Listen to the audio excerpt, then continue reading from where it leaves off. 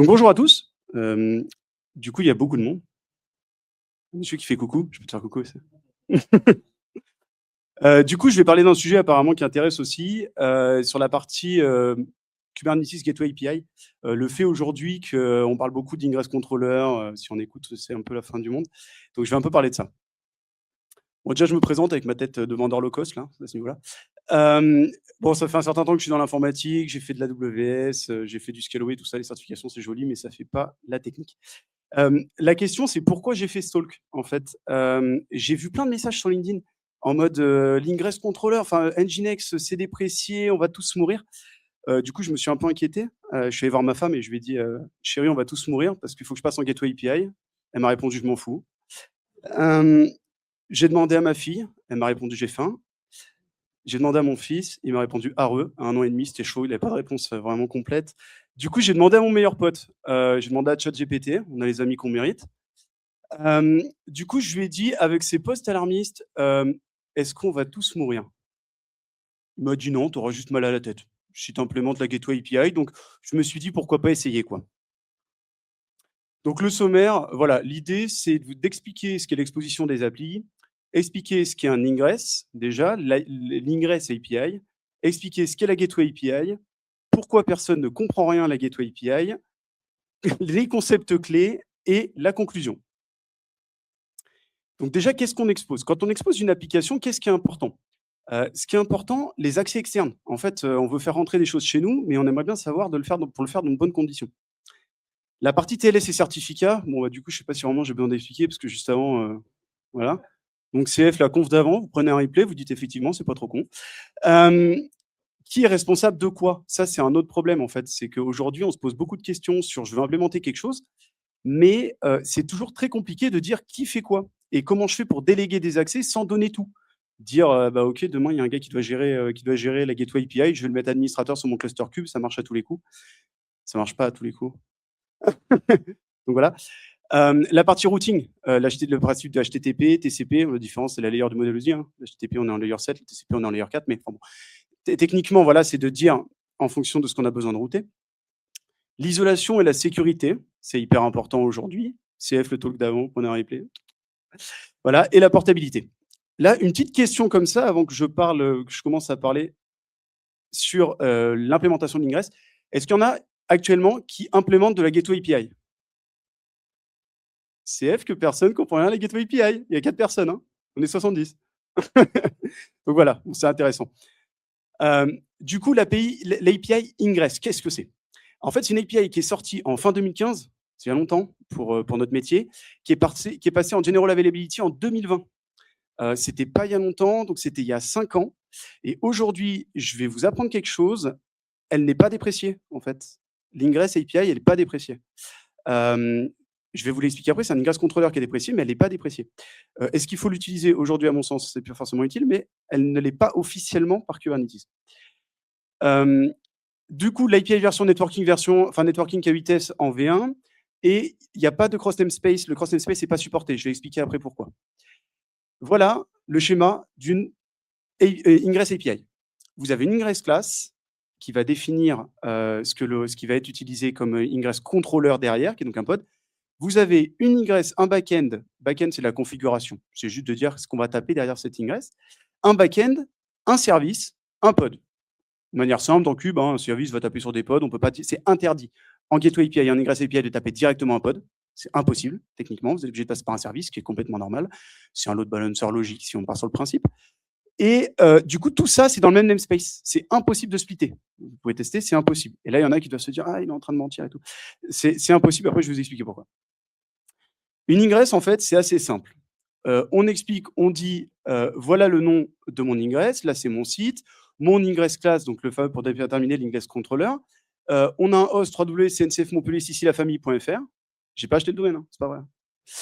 Donc voilà, et donc la partie back-end où on envoie en fait sur le back-end que l'on souhaite. Ça, c'est ce qu'on fait actuellement. Là, vous dites: «C'est pas vrai, moi j'utilise des ingress routes». On va en parler après. Mais ça, c'est la base. Donc, en fait, est-ce qu'on va tous mourir? Non. En fait, ce qui est déprécié officiellement, c'est Ingress Nginx. Ingress Nginx, c'est un ingress controller. C'est juste une implémentation de l'Ingress API. C'est juste une implémentation. Si vous utilisez Trafic, vous vous en tamponnez. Autre chose, si vous utilisez Nginx, mais en mode payant, c'est-à-dire le Nginx Ingress Controller de F5, ça n'a rien à voir, c'est maintenu par Nginx. Là, c'est juste qu'il y en avait un seul qui était maintenu par Kubernetes. Entre nous, c'est pas le meilleur, de toute façon, qui vient de se faire déprécier parce que, en fait, ça fonctionne depuis très longtemps, mais c'est pas le meilleur Ingress Controller en termes de fonctionnalité. Vous prenez Traefik, par exemple. Traefik, c'est pour ça que j'ai mis Custom Resource Definition. Il se base en fait sur soit des annotations, soit des CRD, soit des annotations et des CRD. J'ai mis 2 VVR pour Traefik. Il y a une raison, c'est parce qu'en fait, ils sont vraiment allés loin dans les CRD, avec la partie middleware qui va permettre de généraliser des choses qu'il n'y a pas dans les autres Ingress Controllers. Même s'il y a des CRD pour HAProxy et pour F5, pour le Nginx côté entreprise, elles ne sont pas aussi avancées. Ensuite, donc là, on va parler des limitations. En fait, techniquement, dans la directive, dans l'Ingress API, c'est impossible d'implémenter des logiques de et de ou. Alors, ça paraît bête, mais un exemple très simple. Vous voulez protéger l'ingress de votre Traefik, enfin, de votre ingress de votre cluster, en disant j'ai un CDN devant et je veux que les gens arrivent que par ce CDN. Vous ne pouvez pas taper directement le cluster. Pourquoi? L'exemple, le CDN, le principe, ça va être de faire du cache, de faire du WAF, de faire tout ça. Si je peux le bypass, techniquement, si je vais attaquer directement l'origine. Si vous voulez mettre un header, par exemple, pour protéger ça, eh ben, c'est impossible. Là, vous allez me dire, ah, ils m'ont et tout. C'est possible avec une ingress route, avec des modifications liées aux ingress controllers, mais techniquement, c'est pas possible. À la base, si on prend juste la directive, c'est pas possible. Le principe des headers, de modifier des headers et tout, c'est pas possible sur l'ingress. Le TCP UDP, c'est juste pas supporté. C'est pas possible. Vous avez une ressource pour tout faire. Vous avez des annotations propriétaires tout le temps. Et donc, vous avez des implémentations liées aux ingress controllers et pas de délégation de modèle. Donc, en fait, l'ingress, elle est simple par design. C'est très, très simple, mais c'est limité par design. C'est obligatoire. Donc, qu'est-ce qu'on a fait par rapport à ça? On a implémenté des ingress controllers. Forcément, c'est le fameux pod que je vous disais. Et la logique, elle est dans cet ingress. Donc, si demain, j'utilise HAProxy, je n'aurai pas les mêmes fonctionnalités que je vais avoir avec Traefik. Donc là, en fait, on va déplacer des choses parce que, par exemple, la logique de et de ou, vous allez l'avoir, par exemple, avec Traefik. La logique de ou, très chiant. La logique de et, c'est facile. La logique de ou, même sur un Traefik, vous avez des middleware et tout ça, vous êtes obligé d'installer des plugins supplémentaires. C'est très dur de faire un ou. À savoir, le ou très simple, c'est par exemple, j'arrive sur mon site, j'ai une page de maintenance. Par contre, si j'ai un header de bypass, je bypass la maintenance. Pourquoi? Parce qu'en fait, je fais une mise en production et j'ai envie de voir si mon site il est en train de tomber ou pas. J'ai envie de savoir si ma MEP elle passe. Et ben en fait, je vais être capable de dire à mes devs, vas-y, mets ce header, passe, comme ça au moins, mais on laisse la page de maintenance. Cette logique-là, vous ne pouvez pas la faire avec l'ingress de base. Le TCP, l'UDP, ça c'est possible. Vous avez des ingress controllers qui l'implémentent, Traefik l'implémente. Là, je parle beaucoup de Traefik parce que c'est pour moi le plus avancé, mais il y en a d'autres qui le font, mais voilà. Sachez que vous êtes obligé de faire ça. Mais vous avez une ressource pour handle to. Non, en fait, sur Traefik, vous allez par exemple faire des middleware. Et l'intérêt de ces middleware, c'est que vous pouvez les réutiliser. Vous avez 10 ingress. Si par exemple, vous voulez faire une whitelist IP, vous n'allez pas faire la whitelist IP sur les 10 ingress. Vous allez faire la whitelist IP sur le middleware, vous incluez le middleware et ça va passer. Comment vous implémentez le middleware? Via une annotation propriétaire. Via, et c'est grâce à quoi? À l'implémentation de l'ingress controller. Donc en fait, c'est les ingress controllers qui ont pallié à l'API ingress. Et c'est pour ça que la Gateway API elle est sortie, techniquement. Donc, je mettais juste en clair, ça fonctionne mieux avec un ingress controller intelligent. Par contre, c'est au coût de la portabilité. Ce que vous faites, tout votre setup d'ingress route, vous changez d'ingress controller, ça ne marche pas. Vous êtes obligé d'aller dans l'intelligence de l'ingress controller. Donc, la Gateway API, qu'est-ce que c'est? La Gateway API, c'est un projet CNCF. Déjà, ça, c'est très bien parce que du coup, c'est un projet communautaire qui est sorti en bêta en 2022, qui est passé en V1 en octobre 2023 et qui aujourd'hui est en 1.4.0 et elle est en développement continu. J'ai actuellement, enfin, on en parlera plus tard, mais il y a un exemple, il y a quelque chose, il y a une faiblesse dedans qu'on a remonté dans une issue, j'ai participé à l'issue et tout, et qui devrait être corrigée rapidement parce que c'est des problèmes d'implémentation. C'est pas une Ingress API V2, c'est pas la même chose. L'implémentation, elle est différente, vous allez voir pourquoi. Il y a une nouvelle architecture et un modèle de responsabilité différent. Elle est faite avec les cloud providers et les contrôleurs en fait. Les gens qui font des contrôleurs ont participé à l'élaboration. Donc en fait, quand on a eu une API Ingress et qu'après on a dit tiens, je fais un Ingress controller et je me débrouille pour implémenter, faire ce que je veux, ma logique, là c'était fait avec eux. Et c'est ça l'intéressant. C'est qu'en fait, ils ont tout de suite dit ça pue, ça c'est bien, ça c'est pas bien, et c'est comme ça que ça a évolué. Maintenant, pourquoi personne ne comprend rien? Parce qu'en fait, quand je parle de Gateway API, la plupart des gens, c'est compliqué à implémenter. Alors la première chose, ce schéma. Vous mettez Gateway API sur Google, sur ce que vous voulez. Il y a ce schéma qui sort. Est-ce que quelqu'un connaît le chiffre de la vie, de l'univers et tout le reste? C'est 42, on est d'accord. Si vous mettez 42 et que vous mettez derrière Gateway API, ça vous sort ce schéma 42 fois. Ça s'arrête jamais. Ce schéma, il parle de la responsabilité, du modèle de responsabilité. C'est 10% de la Gateway API. Mais à chaque fois que vous voulez un schéma, vous avez ça. Vous n'avez aucun schéma fonctionnel qui vous explique en fait ça marche comment. Donc c'est pour ça que c'est très compliqué à implémenter. Deuxième point. Ça, ce logo, c'est pas le logo de Kubernetes. C'est vraiment le logo de la Gateway API. Et en fait, il y a une vraie raison à ça. C'est parce qu'en fait, c'est pour montrer que le flux est-ouest service mesh fonctionne, mais aussi le flux nord-sud ou sud-nord pour montrer l'ingress. Vous comprenez rien? On est d'accord? Et bien, c'est vraiment ça. Alors que tout le monde est persuadé que c'est le logo de Kubernetes. Donc, dans l'idée, c'est génial. Dans l'implémentation, personne ne comprend rien. Voilà. Donc, ça, c'était le deuxième point. Et le troisième, c'est qu'en fait, quelle est la différence entre une gateway API et une API gateway? Ça n'a rien à voir. Ça n'a rien à voir. Une API gateway, c'est fait pour protéger des API derrière un équipement et donc mettre de la sécurité, faire un modèle commun et tout. Une gateway API, ça fait rentrer les choses dans un cluster. Vous parlez avec un dev, vous dites j'ai mis une gateway API, il dit moi aussi j'ai 3 API derrière. Eh ben voilà, on est dans la merde. Donc voilà, excusez-moi, j'aurais pas dire ça.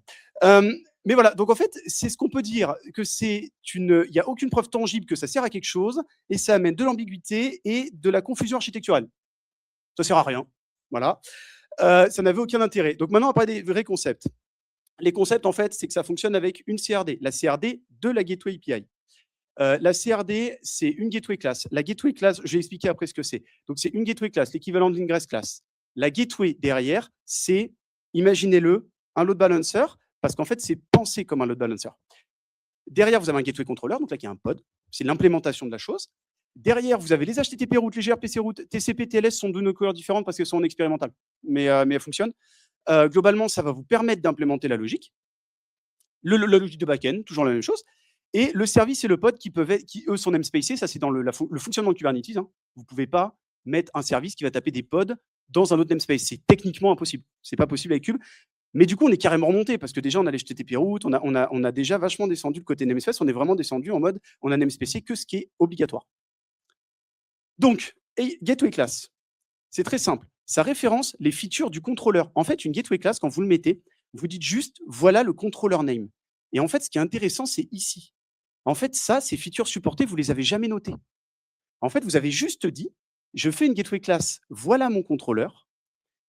Là, admettons, c'est Traffic. Il va dire, OK, si, dans le code de Traffic, si je vois qu'une gateway controller me dit que je peux utiliser ce contrôleur-là, c'est bien moi, je vais aller découvrir sur le cluster où je suis ce que j'ai le droit de faire. Et ça, c'est intéressant parce que ça vous permet direct de savoir, selon le cloud provider où vous êtes, ce que vous faites, ce que vous allez pouvoir faire. Exemple, si vous êtes sur un load balancer de niveau 7, par exemple, donc par exemple sur AWS, un ALB ou un NLB, vous n'aurez pas les mêmes fonctionnalités, ce qui est normal. Et donc ça, en fait, c'est le contrôleur qui va le ramener. Et donc, en fait, la gateway class, ce qui est intéressant, c'est pas juste le fait que ça soit une ressource comme ça, c'est vraiment ce qui va être remonté dedans. Donc, elle est bindée à un contrôleur obligatoirement et ça apporte une infrastructure, une abstraction de l'infrastructure parce qu'en fait, nous, on veut juste savoir les fonctionnalités qu'on peut utiliser. Je m'en fous de comment c'est implémenté. Là, l'important, l'abstraction, c'est juste de savoir qu'est-ce que je peux utiliser.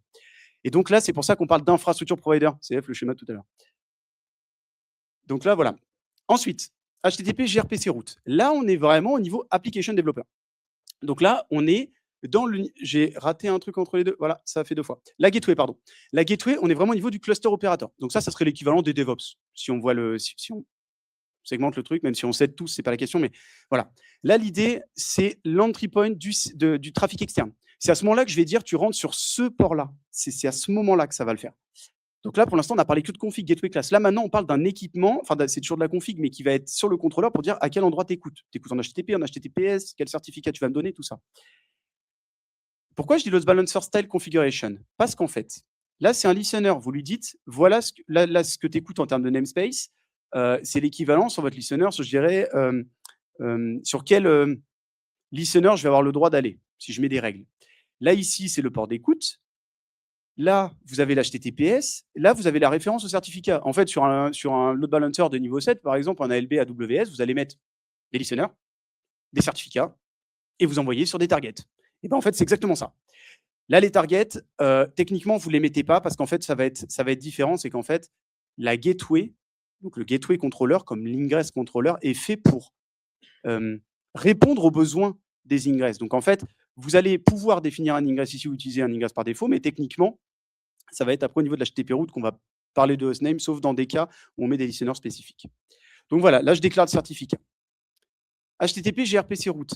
Là, le modèle, en fait, commence à être intéressant. Là, on parle d'application developer parce qu'en fait, avant, on avait un développeur qui n'était pas capable de faire une ingress parce qu'en fait, il avait son application et c'était les ops qui tapaient plus haut. C'était les ops qui faisaient voilà comment tu vas rentrer. Là, dans l'idée, le développeur, il va dire voilà le nom de domaine que je veux. L'ops, il va dire OK, je te fais un certificat. Et là, on va rentrer.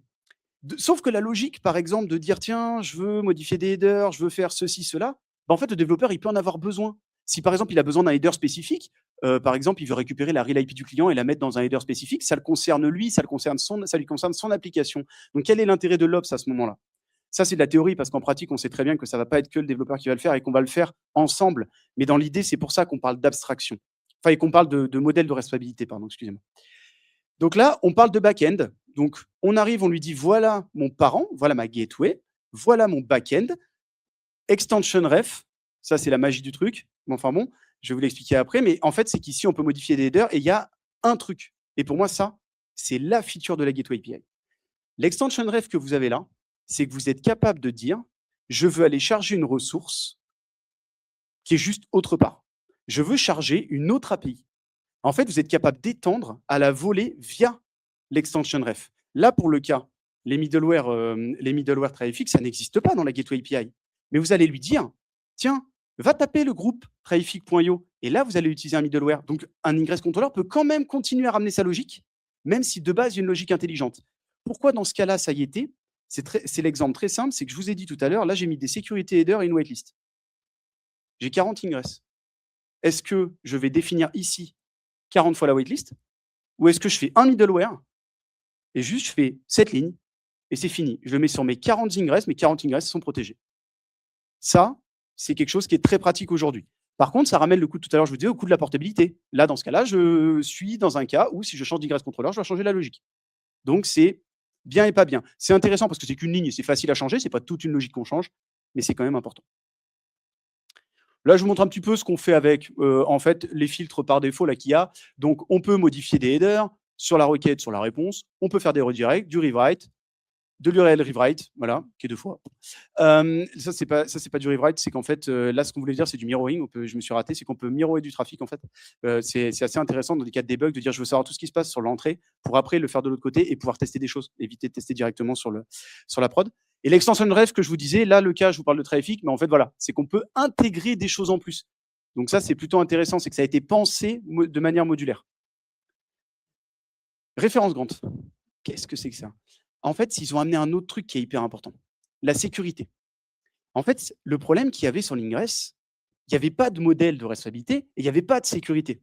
En fait, dès que l'ingress était là, si demain un gars avait la possibilité de faire une ingress, si en même temps vous utilisez un petit cert manager, une petite annotation, le gars il fait son certificat, demain il fait n'importe quel domaine, il va passer. Donc ça peut être très compliqué. Et donc là, on a commencé à mettre en place de la sécurité. Donc en fait, c'est le fameux cross namespace référence. Par défaut, on ne peut pas, il y a 2 cas. Votre gateway, donc votre gateway controller, il va charger des certifs. Les certifs, soit vous les mettez dans le namespace de votre gateway controller, soit vous vous dites, tiens, mon développeur, potentiellement, si j'ai plein d'applis, il peut m'amener son certificat, il me fait un secret avec son certificat et puis c'est bon. Et ben, je ne pourrais pas le charger. Je ne pourrais pas le charger, je vais devoir l'autoriser. Je vais dire, OK, dans le namespace de mon client, j'autorise la gateway à venir charger le certif. Ça évite que, par exemple, demain, vous avez un développeur qui fait son certif, mais en fait, son certif, c'était pour un usage interne, et qu'en fait, l'Ops, il regarde, ils se disent, bah, il y a un certif, ça doit être ça, je vais le charger, et qu'en fait, le certif, c'était la zone internal parce que ça n'a pas été checké. En fait, c'est vraiment, on décide de dire, je veux bien que tu charges les certifs, pas les secrets ou pas. Deuxième cas, je vous ai dit, aujourd'hui, on n'a plus besoin de namespace. Je peux faire une HTTP route dans un namespace et le backend dans un autre. Mais ça veut dire que potentiellement, le développeur de l'application A qui fait son HTTP route et qui se dit tiens, je me suis raté, j'ai copié le code du backend d'à côté. Je peux le taper? Non. Parce qu'en fait, on va commencer à dire l'appli 1, par exemple, j'autorise mon HTTP route, admettons, elle est dans le namespace de mon gateway controller. Je vais dire OK, je t'autorise à venir sur l'appli 1, mais pas sur l'appli 2. Je vais commencer à mettre une intelligence de dire je veux bien que seuls les HTTP routes dans ce namespace puissent me taper. Donc, le gars qui fait son HTTP route dans app 1, il ne va pas taper le backend de l'app 2, sauf si je l'ai autorisé explicitement. Donc là, je vous prends un exemple. Ça, c'est que j'autorise la gateway dans le namespace. Donc, dans le namespace, mon site, j'autorise la gateway à venir. Si je mets un secret dans mon site, la Gateway API va pouvoir le charger. Sinon, elle ne pourra pas. Le certificat ne sera pas chargé. Donc, vous aurez un certificat par défaut. Je dis par défaut parce que ça n'existe pas la notion de défaut, mais enfin bon, on va expliquer après. Et donc là, pour l'HTTP route, pareil, j'ai une HTTP route, là, je suis dans le namespace backend et j'autorise l'HTTP route du namespace, mon site, à venir. Donc là, c'est intéressant. Donc là, c'est un peu brainfuck. En fait, ça s'explique comme ça, très simplement. Deux schémas. J'ai ma gateway qui est dans un namespace. Là, j'ai mon certificat qui est dans un autre namespace. Je l'autorise, ça passe. Ici, j'ai ma gateway dans un namespace. OK. J'ai mon HTTP route dans un namespace. Je veux que mon HTTP route puisse aller charger le backend d'ici. J'ai besoin d'un référence grant. Voilà, c'est tout. Ça sert pour ces deux usages-là. Là, c'est le moment où on saigne. En fait, on voit rien. Ça, c'est un vrai schéma de flux de la Gateway API. Cherchez pas sur Internet, vous ne le trouverez pas, il y en a zéro. Ça, c'est comment ça marche, vraiment. En fait, comment ça marche? Ça paraît ouf, je vais vous l'expliquer très simplement parce qu'on voit rien. En fait, nickel. Il y a une request HTTP. Là, je la bascule en HTTPS. Ici, je parle d'un default listener en HTTPS. Il n'y a pas de notion de default. C'est pas vrai. Je le mets en default par principe. Après, je vais vous expliquer le lien en rouge. Vous êtes là, vous avez un listener. Vous lui dites, j'autorise à écouter les HTTP routes de tous les namespaces parce que la sécurité, on s'en fout. Là, dans ce cas-là, bien évidemment. Donc ça, c'est cool. Vous allez matcher l'HTTP route. Mais avant ça, vous voulez un certif. Donc là, on va rentrer juste dans l'intelligence du certif. L'intelligence du certif, elle est très simple. Est-ce que j'ai un secret? Est-ce que mon certificat est dans mon namespace? Dans ce cas-là, je le charge. C'est un secret, je le charge. Est-ce qu'il n'est pas dans mon namespace? Est-ce que j'ai un référence grande qui m'autorise? Je le charge. Fonctionnement de tout à l'heure, tu l'as expliqué, le SNI, le Server Name Identificator, c'est hyper important parce que, enfin, identification. En fait, l'idée, c'est que le SNI, quand j'ai mon serveur 1, si j'ai un certificat à mon serveur 1, c'est bien. Si j'ai un certificat à mon serveur 2, bah, si je vais sur mon serveur 1, je le certifie mon serveur 1. Si je vais sur mon serveur 2, je le certifie mon serveur 2. Le SNI, il sert à ça. Donc, en fait, là, on rentre dans une logique de load balancer. Est-ce que dans un listener, je peux mettre plusieurs certificats? Oui. En fait, c'est ça le but. C'est pour ça que je vous dis la logique de load balancer, c'est que dans ce listener-là, vous allez mettre les certificats de vos applications. Le SNI va dire, OK, c'est l'application 1 que tu veux, je te fournis ce certificat. On sort de ce flux-là. Maintenant, on a notre certif. Donc là, on revient, on veut aller voir une HTTP route. Et bien juste, on y va. Est-ce qu'il y a une HTTP route qui match?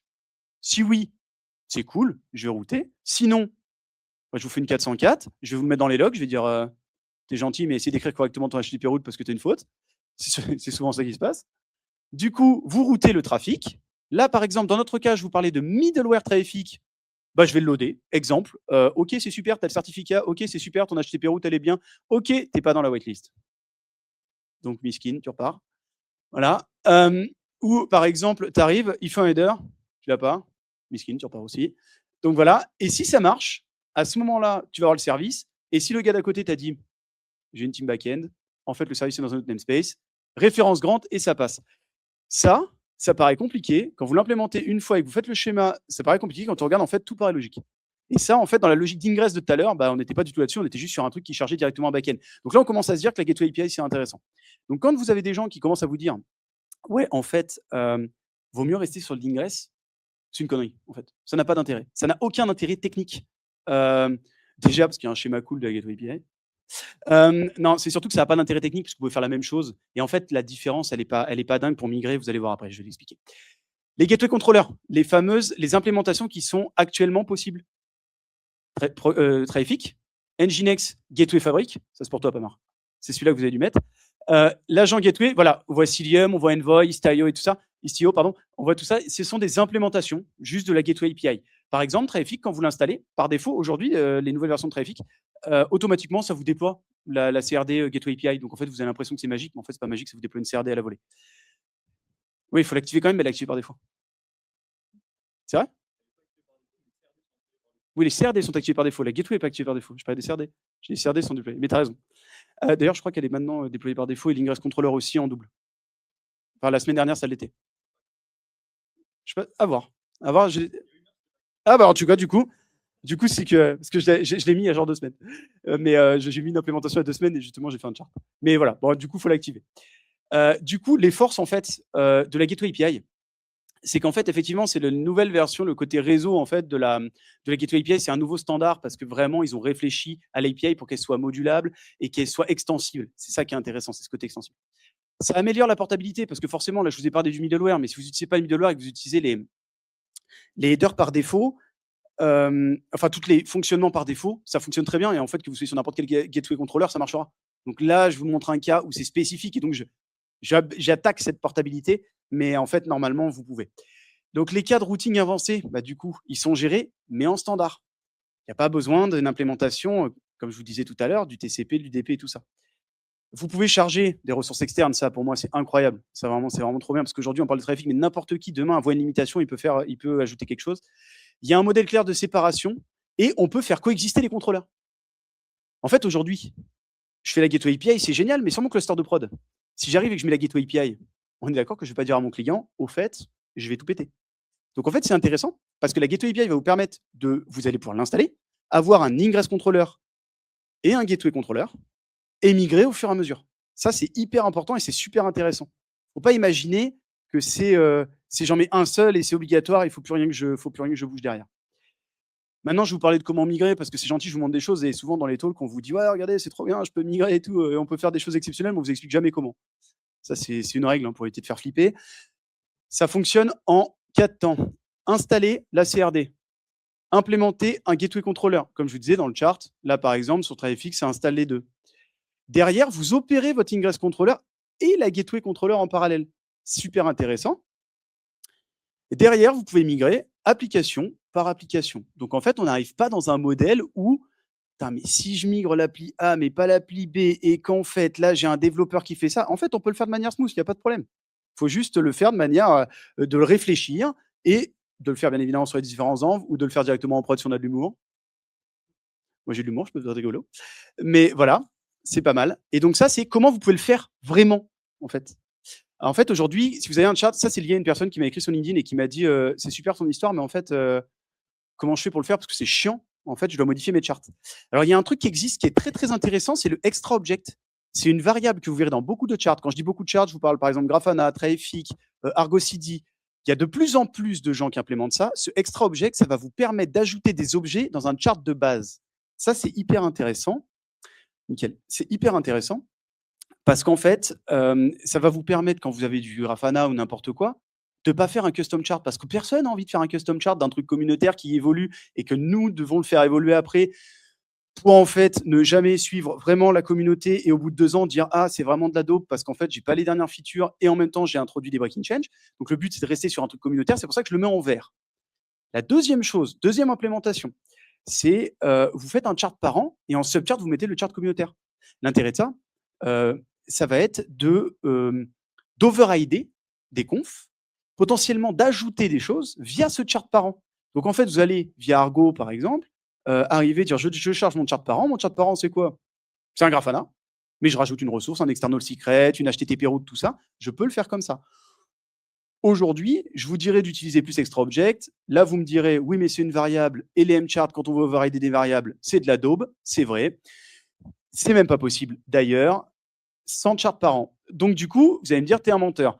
En fait, ça, je le fais, on le fait chez Calliope avec Argo CD ou avec OpenTofu. C'est-à-dire que, par exemple, si on a un chart qui est quelque chose de très lié à l'infrastructure comme Traffic, et ben, par exemple, on va pouvoir overrider grâce à OpenTofu les variables qu'il y a dans le chart parce qu'en fait, le YAML va être déjà interprété. Donc, en fait, on va réussir à directement overrider des variables avant, donc faire d'une notion d'environnement et tout, faire tout ce qu'elle ne peut pas faire. Ah, ça va, on a MV4. Ça le fait toujours pas. Du coup, voilà. Mais du coup, et donc, pareil, vous pouvez faire la même chose avec Argo CD. Dernière chose, je vais dupliquer le community chart. Bon, le moment où vous arrivez là, c'est vraiment que vous avez perdu foi en l'humanité. C'est chiant et l'intérêt pour moi est quasi nul. Après, vous avez toujours vos custom charts. Hein. Des fois, vous devez déployer une application, tout ne se fait pas avec un chart communautaire. Dans ce cas-là, je vous dirais d'intégrer la notion d'extra object. C'est très très simple, c'est 5 lignes. En fait, vous allez voir, hein, vous regardez sur Traffic, Grafana et tout, vous allez dans le template, vous regardez l'extra object, ça prend 5 lignes. Vous le mettez dans votre template, c'est fini, vous avez l'extra object. Sinon, vous ajoutez le Gateway API support. Vous ne remplacez pas. Parce que si demain, vous avez votre application en mode ingress et que vous voulez tester, bah, autant la tester en Gateway API en parallèle, avec un autre ingress, plutôt que de dire, je fais le Big Bang, j'enlève le premier, parce que la première fois que vous allez implémenter, ça ne va pas marcher. Bien évidemment, parce que ça marche pour personne la première fois, parce qu'au début, il va y avoir des erreurs. Et à ce moment-là, vous avez fait tomber l'appli, parce qu'au moment où vous avez git push et que Argo a appliqué et que vous avez mis votre application en prune parce que vous avez de l'humour, c'est-à-dire que ça délète les ressources qui doivent être délètes, et qu'à ce moment-là, vous avez la gateway API et que ça vous dit Bon, bah écoute, ton HTTP route, elle est pas bonne. Votre application, elle est cassée. Je l'ai testé. Donc voilà, donc ne le faites pas. Voilà, pour info. Donc, ce qui est important à retenir, c'est le plus important de cette conf. Si quelqu'un vous demande comment fonctionne la Gateway API, c'est ça. Non, voilà, c'est ce schéma. C'est pour dire que c'est vraiment le plus important. J'ai fini. Sachez, j'ai précisé que chez Calliope, on recrute. Donc voilà. Au moins, si vous avez envie de bosser sur des projets innovants et tout, sachez que ça, c'est des projets sur lesquels on bosse. Donc voilà. Et n'oubliez pas, encore une fois, c'est ça qui est important.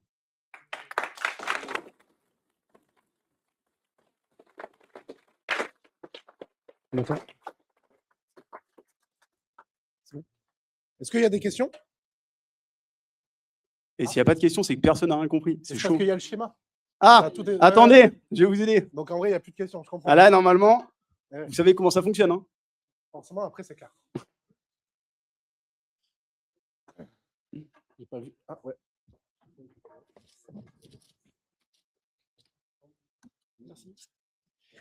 Ouais, alors imaginons que j'ai implémenté la Gateway API, donc j'ai créé je ne sais pas combien de ressources, parce que j'ai l'impression qu'il y en a beaucoup quand même. Quel outil j'ai entre les mains pour voir quand ça coince? Parce que inévitablement au début ça va coincer. Oui, bien sûr. Ça va pas taper, ça va taper à côté, quoi. Donc qu'est-ce que j'ai comme outil pour débugger, quoi? Alors, ça dépend à quel niveau tu as un problème. La première chose, erreur de syntaxe. L'erreur de syntaxe, ça va être, tu vas faire par exemple, tu utilises Helm, ça va te dire direct, tu as un problème de syntaxe. Un exemple tout bête. Tiens, j'ai mis API bêta 1, parce qu'on sait que sur Kubernetes, les API stables, c'est 2%. Donc, du coup, globalement, bah non, en fait, c'est la V1.4, bah, il va vous faire une erreur. Si tu implémentes en fait, vu qu'une CRD, quand on installe une CRD, c'est un ensemble de définitions, si la définition n'est pas bonne, ça fera une erreur. Si par contre, l'erreur, elle est dans l'implémentation en elle-même, le gateway controller. En fait, le gateway controller, c'est le pod. Donc, en fait, lui, quand il démarre, de manière très simple, hein, comme un Nginx ou un Apache, quand on va le démarrer, il va dire, par exemple, ton HTTP route, elle n'est pas bonne, ton middleware, il n'existe pas, ton header, ça n'existe pas, et en fait, c'est lui qui va le dire. Et rien que ça, entre Helm, si c'est sur la ressource en elle-même, j'ai envie de dire les log cubes, mais là, dans ce cas-là, ça va être plus un pod qui ne va pas démarrer, donc ce n'est pas à ce moment-là que tu vas le voir. Mais dans la gateway controller, tu le verras. Un exemple tout bête que j'ai fait, un certificat, je l'ai mal référencé, bon, bah, j'ai eu l'erreur. Un grant qui est mal fait, tu as l'erreur. Tout est dans le gateway controller. Donc, voilà. Une autre peut-être? Personne? Ah, c'est encore. Il va me blesser, On va Guillaume. pas en avoir deux quand même. Ouais, je vais t'embêter sur la migration. Du coup, tu conseilles fortement d'en faire tourner les ingress et les gateways, ce qui s'entend. C'est vrai que c'est une bonne idée. Du coup, tu peux pas garder les mêmes noms de domaine, évidemment. C'est quoi ton astuce pour finalement arriver un peu à faire un double trafic et tester un peu en blue-green? Alors, l'astuce, en fait, que je ferai, c'est que je vais faire la gateway API. Je vais la faire avec d'autres ports. Je vais générer potentiellement vu que je vais essayer de l'implémenter vraiment une seconde fois pour essayer de faire un second service et donc de créer un deuxième load balancer. À ce moment-là, je vais faire un nom de domaine qui va pointer le deuxième load balancer. Je vais par exemple avoir mon www.monapp.com. Je vais avoir www.v2.monapp.com. Je vais tester que tout fonctionne. Quand tout fonctionne, j'ajoute dans ma gateway API le nouveau hostname et je fais une bascule DNS. Tu vois, j'essaierai de basculer comme ça pour le feinter. Et du coup, je vais passer quoi. Ok.